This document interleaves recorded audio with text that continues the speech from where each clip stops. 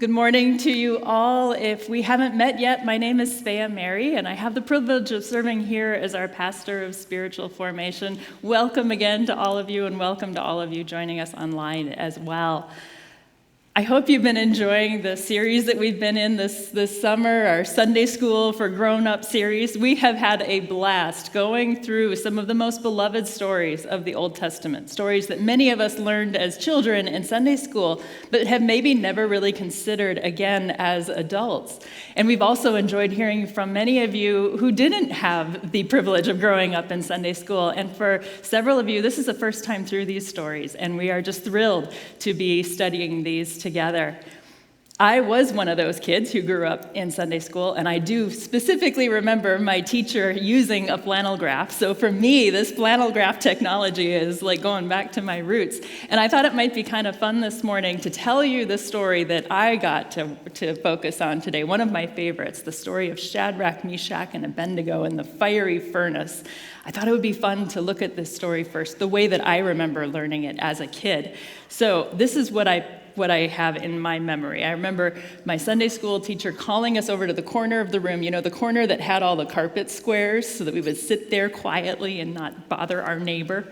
And she would reach out and she would pull out her reading glasses, and then she would get her teacher's guide that had the story printed out in it for her, and she would be ready to read us the story, of course adding her own colorful commentary as she went. But this is kind of how I remember that going. About 600 years before Jesus was born, in the bustling city of Babylon, there was a powerful king named Nebuchadnezzar. Now, this king was kind of full of himself, and he decided that the coolest thing he could do was to build a gigantic statue. Now, this statue was 90 feet tall. Now, if you can't picture how tall 90 feet is, that would be like stacking 9 giraffes on top of each other. That's how big this thing was. He thought this was so cool that he called everyone who was anyone to come and join him for a dedication ceremony for this statue. But that's not all. He also set it up so that whenever they heard music playing, they would just stop what they're doing and immediately drop to the ground and worship his statue. Now, I know that looks kind of awkward, but these guys are really stiff. That's the best I can do there. It was kind of like the weirdest game of musical chairs you've ever played, but they were all playing it. Well, all that is, except for 3 guys. These 3, Shadrach, Meshach, and Abednego, would not bow down when they heard the music playing. Well, the rest of the people who were playing noticed them, and they became tattletales. There's always tattletales, aren't there? They ran to the king. Here they are running over to King Nebuchadnezzar, and they said, "Oh, king, there's 3 guys who are not bowing down." And the king was furious. The king ordered that Shadrach and Meshach and Abednego would come to see him. And when they showed up, the king said, "What is this I hear? You are not bowing down? I warned you that anyone who does not bow down would be thrown into the fiery furnace. And if you don't do that, what God could save you?" Well, Shadrach, Meshach, and Abednego stood firm. And they said, "King, it doesn't matter how cool your statue is. We will not bow down. And we know that our God is powerful to save us from your furnace, but even if he doesn't, we will still not bow down to that statue." Well, the king was even more angry than before, and he ordered that his soldiers would go. We're going to pretend like these guys are soldiers now. He ordered them to go to the furnace and stoke it 7 times hotter than it had been. And the soldiers came and they took Shadrach, Meshach, and Abednego, and they tied them up and they threw them into the furnace. And as they did so, the furnace was so hot that they were burned like bacon. Here they go down, sizzling down there. King Nebuchadnezzar actually came over to the furnace, and he wanted to see what was happening. But when he looked in what was kind of like the most epic photobomb ever, he didn't just see the 3. He saw a 4th man in the furnace with them. And this fourth man was just walking around like a superhero, looking like a son of the gods. And Nebuchadnezzar was beyond impressed. And he said, Shadrach, Meshach, Abednego, come out, come here. And they came out. And they didn't even smell like smoke. Their clothes weren't burned, not a hair of their head was singed. Nebuchadnezzar couldn't believe it. He was amazed. And he said, truly, your God is powerful. And he told all of the other people, don't say anything bad about the God of Shadrach, Meshach, and Abednego. That is the powerful God. In fact, if you do, you will be cut to smithereens and your houses smashed. I mean, this guy kind of needs to try decaf, doesn't he? But from then on, Shadrach and Meshach and Abednego weren't in trouble with the king. In fact, they were promoted. And everyone knew that their God was the most powerful. That's kind of how I remember learning the story. And I think that the message that I took away from it was that we should be like Shadrach, Meshach, and Abednego. That we should be ready to stand firm for our faith, no matter what challenges come to that. And I don't know if that was exactly what my Sunday school teacher told me, but that's certainly the message that I've always had in my head. And I don't think it's a wrong message. I think we should. And yet, I think as we read this story like grown-ups, there might be an even better lesson for us to hang on to. You see, our approach to this series all summer, our series thesis has been this: let's wonder like children and read like adults. Now, I think as a child, there were many things I wondered about this story. I wondered what gave them the courage to stand up to the king. I wondered if they were scared. I wondered if when they were in the flames and they weren't burning up, was that a relief or was that even scarier too? How did that work? I wondered if they were frightened when this fourth man appeared. What were they thinking? And I wondered what could make them so brave. And could I be like that? And now as an adult, I actually still wonder all of those exact same things, but I also wonder some other things. I marvel at the strength of their conviction, but I wonder if when they stood up to Nebuchadnezzar and they were being led away to the furnace, did they have any second thoughts in that moment? Did they wonder if they made the right choice? Did they feel like maybe God had disregarded them or abandoned them in that moment? But then as they encountered this miraculous saving power of the fourth man, how did that change their lives forever after this point? Now, reading this story like an adult, I am even more amazed at what Shadrach, Meshach, and Abednego did. But I wonder, like I said before, if the best takeaway that we can have from the story is to try to be like them, or if maybe there's an even better lesson for us in this, one that doesn't require us to be as brave all of the time, especially for those of us who aren't sure if we could be brave like that. Maybe a lesson that doesn't make us the hero, but that shows that Jesus is the hero of their story and ours as well. Before we get to that even better lesson, though, let's think through what it would be like to respond to the kind of challenge to their faith that they did. Our culture also is constantly pressuring us to bow down, obviously not to a statue like they did, but to its values. And I know that many of you live under constant pressure to play the game in order to get ahead. I've never had anyone threaten me with death if I didn't fall to the ground and worship a statue, but I do know what the pressure feels like to downplay my faith when I'm in a conversation with people that are very hostile to God or to religion. And I know what it's like to feel like, how do I express my values and my convictions when talking to someone that I know would ridicule or reject that?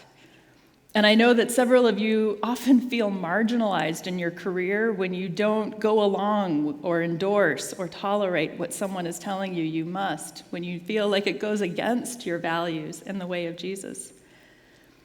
But throughout this series, we've often come back to one of the most important verses in the Old Testament, Genesis 3:15. And this verse talks about the ongoing enmity or the deep-rooted hatred between the line of Eve, the woman here, and the serpent, who represents evil. And it gives the hope in the first mention in the Bible that one in her line, the king that we know to be Jesus, would defeat the serpent and crush his head. And we've shown this slide multiple times, that the king, the true king, would come in the line of the woman, but that the serpent and those that he's attracting to follow his way are constantly trying to pull us away from following the way of the true king. Shadrach, Meshach, and Abednego were given that clear choice between were they going to keep their allegiance to the king and the true king, or are they going to let King Nebuchadnezzar and the pressures of the serpent pull them away to worship the false gods? Now, you've probably never had a Babylonian king threatening you with death if you didn't follow his gods. But what do you do when you are facing the pressures of our culture or someone else who is tempting you to do something that you don't feel would honor Jesus? How do you respond to that voice that says, well, maybe it wouldn't be so bad just to go along with this? I mean, who would really know? And if I act like a Jesus freak in this moment, would that just make it weird for everyone? Well, let's look at this story with our grown-up eyes. King Nebuchadnezzar was one of the great conquerors of human history. He was the most significant king of the Babylonian Empire. He reigned from approximately 605 to 562 BC. And besides expanding his kingdom and being an astute military commander, he left a lasting legacy through extensive architectural projects, including the legendary Hanging Gardens of Babylon, one of the one of the seven wonders of the ancient world. His expansion of his empire was ruthless and came through the defeat and destruction of many cities, including Jerusalem, and he took the Jewish people into captivity. The Babylonians were no respecter of other cultures either, and they expected all of the people that they conquered to be assimilated into their culture. They didn't necessarily mistreat their captives. In fact, anyone who had promise or potential was often given a role in industry or even within the government of the Babylonian Empire. The people were free to marry, they could own their own homes, they could go about living their lives, but they were expected to leave behind their former identity as Israelites or whichever people they were from, and to fully embrace life as a Babylonian. One of the ways that the Babylonians enforced this was by giving their captives new Babylonian names. Now, before I tell you something about Shadrach, Meshach, and Abednego's names, can we have a little fun with them? Because they're really crazy names, right? I remember as a kid, some of my friends and I, we thought they were kind of silly, and the names we came up with them for them, Sad Rat, My Snack, and To Bed We Go. And someone else told me that they were an adult before that they realized that it wasn't Shadrach, Meshach, and a billy goat.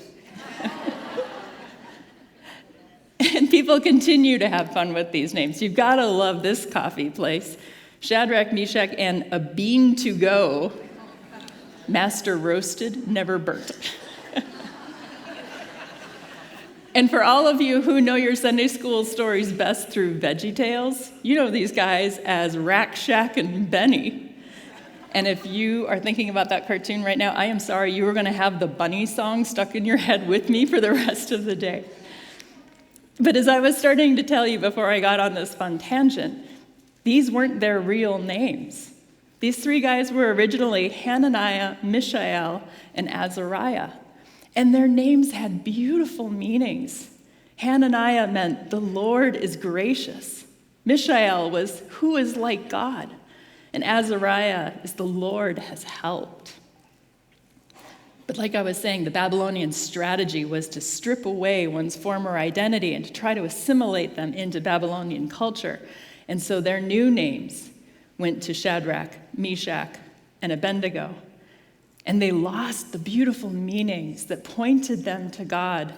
And the new meanings of their names went from the Lord is gracious to I am made fearful. And then Mishael's name, who is like God, became Meshach. I am of little worth. And Azariah, the Lord has helped. Abednego, who will serve Nebo, one of the Babylonian gods? I wonder if their stomachs just turned every time they were addressed by these names. Maybe that was part of what contributed to them wanting to stand firm for the God that they knew and loved and to reject this identity. And as we read this story like an adult, I think we do well to grieve for these three guys. And they were trafficked from their home in Jerusalem, taken to Babylon, conscripted into the service of the king, stripped of their identity, and were trying to be forced to assimilate into a culture that was the way of the serpent, pulling them away from their allegiance to their true king. Sometime this week, I encourage you to read through Daniel chapter 1 that shows the early part of their story and the way that they, along with Daniel, were seeking to stand up to the Babylonians and refuse to be reprogrammed by them. And if you haven't already now, I encourage you to grab your Bible and turn to Daniel chapter 3, where we're going to see our story today. Daniel is a short book in the second half of the Old Testament, a few books after Psalms and Proverbs.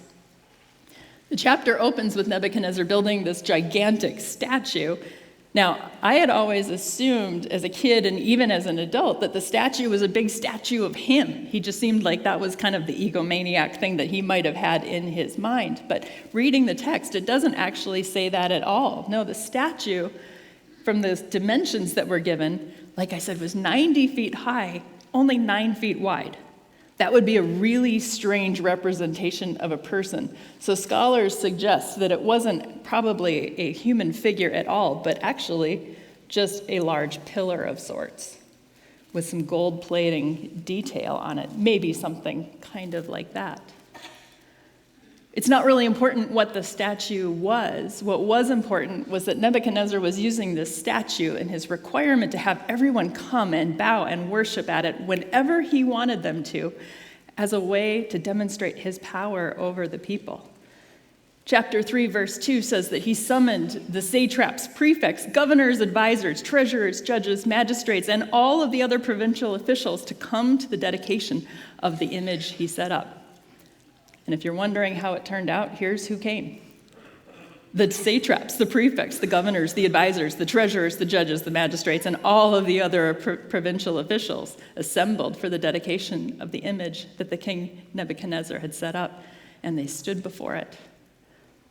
And not only did he get all of them to comply with his command to come, remember that some of these people may likely have been people from conquered nations.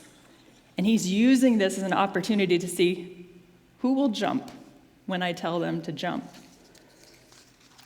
And then what must have felt like a bully playing Simon Says, the king's herald spells out this rule that whenever they hear music playing, they have to immediately stop whatever they're doing, drop to the ground, and worship the statue. It's kind of this creepy mind game to see if he can get all of the leaders to do whatever he wants, exactly when he wants them to do it. And just in case anyone has any second thoughts about not complying, he adds his threat. Whoever does not fall down and worship will immediately be thrown into a blazing furnace. Neb's basically saying to all these officials, many of whom are probably people from other conquered nations, prove to me that you will act like my trained monkeys, and if you don't, I'll burn you alive. Quite a guy. Well, who here likes to be treated like a pawn in someone else's game? Me neither. And I don't think they did either, but I don't think they saw any way around it. If they didn't, they were going to be tortured and killed.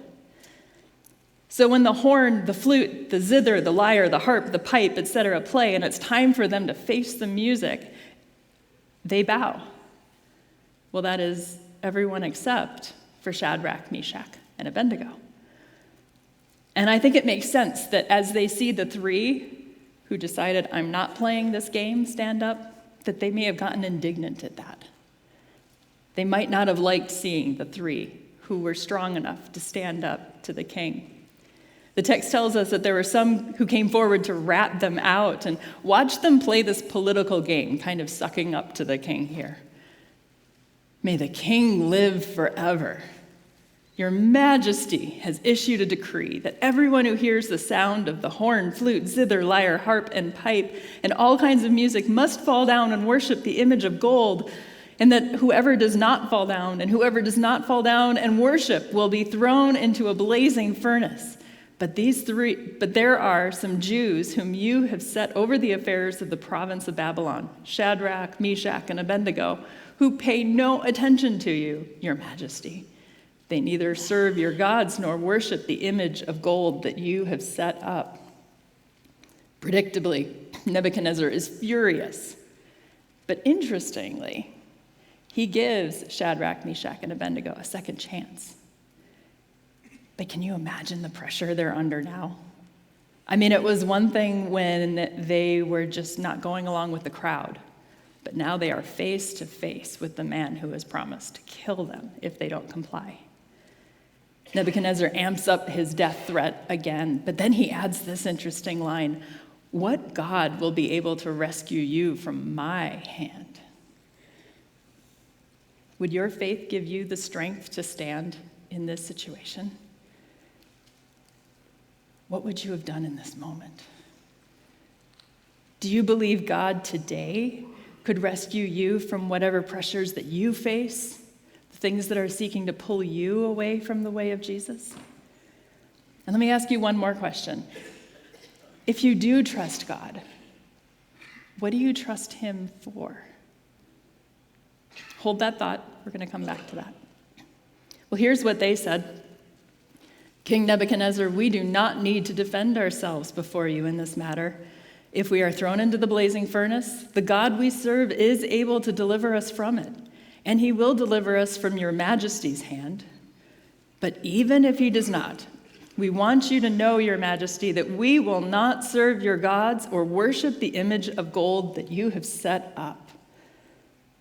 That response is like a master class for mature faith.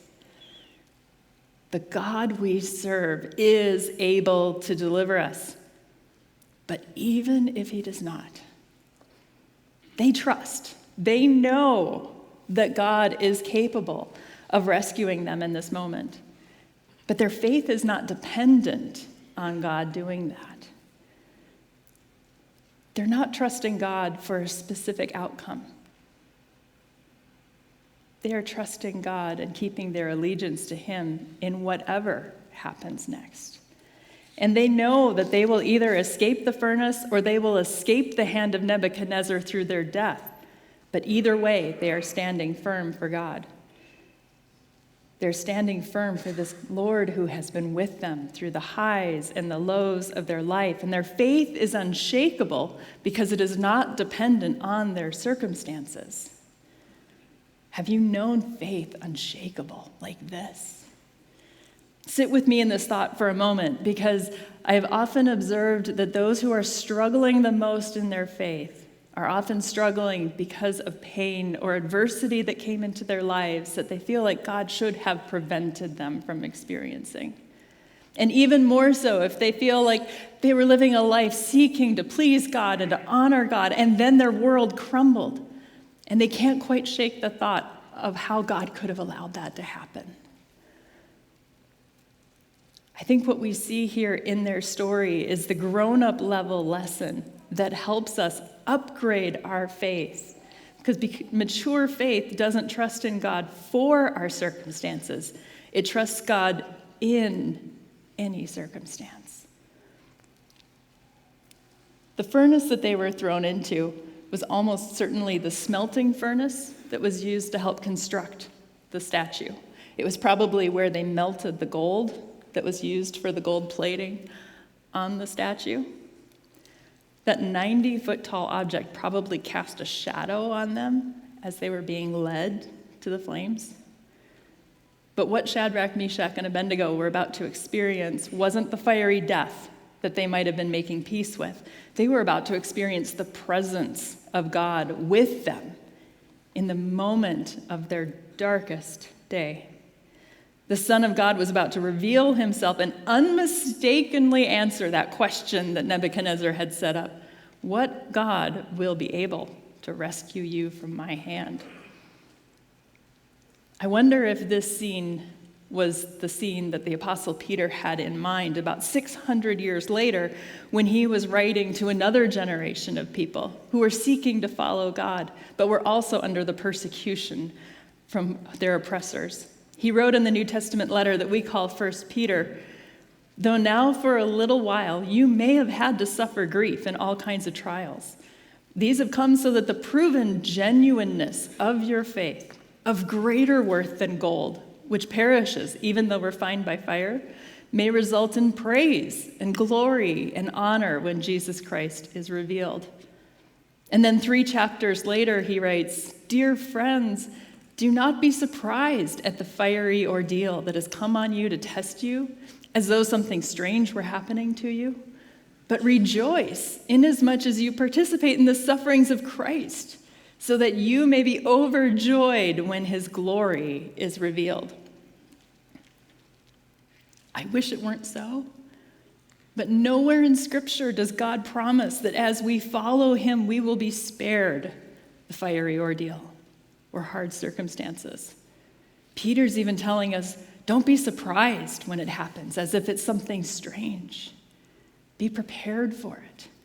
Be ready for it. And these ordeals that we face aren't necessarily punishment for anything that we've done wrong in our life. I mean, that certainly wasn't the case for Shadrach, Meshach, and Abednego. Their faith could not have been stronger, and their commitment to following God was unshakable, and yet they were thrown into the fire. Now, I want to tread carefully here, because I know that many of you have suffered horribly, and that you are still trying to process some wretched suffering in your lives. And I don't want to come across at all callous to the trauma that you have experienced. I don't know why it happened, and I am not going to try to pretend to figure out what the purpose in it might have been. But what I do want to say is that God is not callous to that suffering either. He knows what it is like to suffer. He watched his own son suffer in our broken world, his son who experienced misery and trauma as we do. And yet he was the literal model of love and compassion and graciousness, and he did everything aligned perfectly with God's will. And yet he too was also despised and beaten and rejected and killed because of it. The presence of fiery trials in our lives doesn't mean that God doesn't love us, and it certainly doesn't mean that he's abandoned us to these horrible circumstances, and it doesn't mean that he can't fix it. And he certainly didn't do or cause anything to happen to us that was evil. God is incapable of evil. The brokenness that results, though, from evil, from the way of the serpent, is just an awful part of reality in this present age. Fiery trials are simply going to happen. But that doesn't mean that we have to face them alone. And I think that's one of the wonderful things that we can see from this story.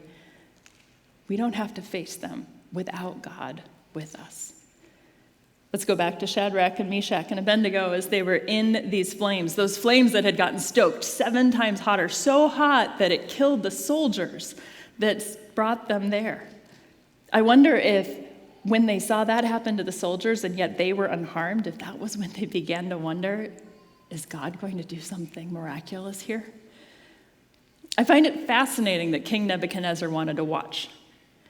I don't think necessarily that it was just his perverse satisfaction in seeing the defiant ones tortured, because when he sees the 4th one in the fire, sees them walking around unharmed, he seems overjoyed by that. As he says, "Come out, come here." He doesn't want to see them tortured more. He wants these guys to come out of the furnace. And what's interesting to me, too, is that 4th man in the fire wasn't the one who pulled them out. He waited until Nebuchadnezzar saw the glory of what he could do. Now, who was this 4th man in the fire? He may have been an angel, but many scholars believe that it wasn't just someone who looked like a son of the gods, like Nebuchadnezzar said, but was the Son of God. A miraculous appearance of Jesus before his recorded life here on earth, who is coming to provide for and protect Shadrach, Meshach, and Abednego in the hardest moment of their lives. Here's the thought that just blew my mind. At some point, God is watching this story play out. He knows the threat that Shadrach, Meshach, and Abednego are under, and he's seeing the circumstances unfold. And the Son of God, watching this, decided, I am not going to let them go through that alone. And he left paradise and willingly placed himself in the middle of those flames to be with them, to protect them, to comfort them. And protect them he did. The text says the fire had not harmed their bodies, nor was there a hair of their heads singed. Their robes were not scorched, and there was no smell of fire on them. Isn't that crazy? I mean, have you been to a campfire? Have you ever left a campfire not smelling like smoke? I often have to wash my hair twice before I can get that smell out, and they didn't even smell like smoke, let alone have been injured by it at all. But Nebuchadnezzar is the one who approached the opening of the blazing furnace and shouted, Shadrach, Meshach, and Abednego, servants of the Most High God, come out, come here.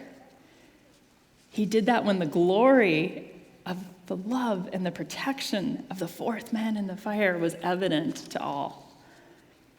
Have you ever wondered about what it was like for Shadrach and Meshach and Abednego after that experience? Maybe they looked like this, just walking out all cool with their sunglasses. Maybe not.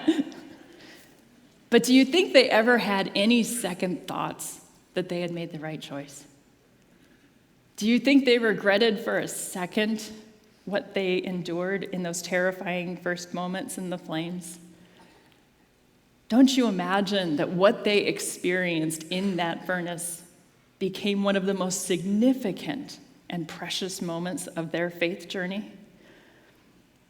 I don't know what fiery trial you have experienced or what you are experiencing now, but I do know that you don't have to go through it alone. Like these three men, God did not abandon them, and he won't abandon you either. And there isn't any set of circumstances that he is not brave enough, compassionate enough, loving enough, strong enough to willingly enter into to help you through it. Think about this.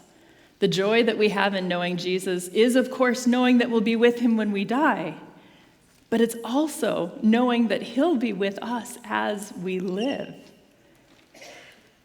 Last week, we saw the mighty act of God leading Moses and the people through the Red Sea. And now today, we've seen the mighty act of God protecting three in the fire.